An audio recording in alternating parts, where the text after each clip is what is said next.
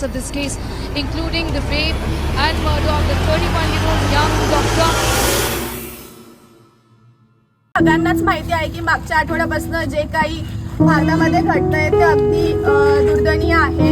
समाजात आपण बुद्धिजीवी जरी असलो, आपण एक नॉलेजेबल जरी असलो, तरी समाजात आपण एकत्रितपणे कधीच पुढे गेलेलो नाही.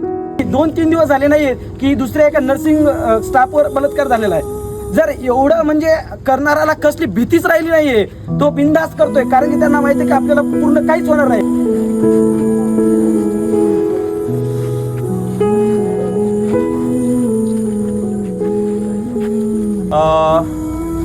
जाणीव होत नाहीये, लोकांना जाणीव होत नाही. आपलं दिवसभर आपली ओपीडी बंद असते, गोष्टी बंद असतात, पण कुठे ना कुठेतरी कॅज्युअलिटी चालू असते.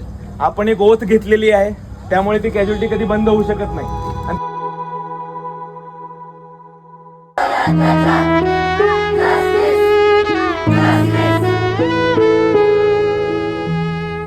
आणि तेही त्या भूमीमध्ये जिथे स्त्रीला देवी म्हणून पूजलं जातं.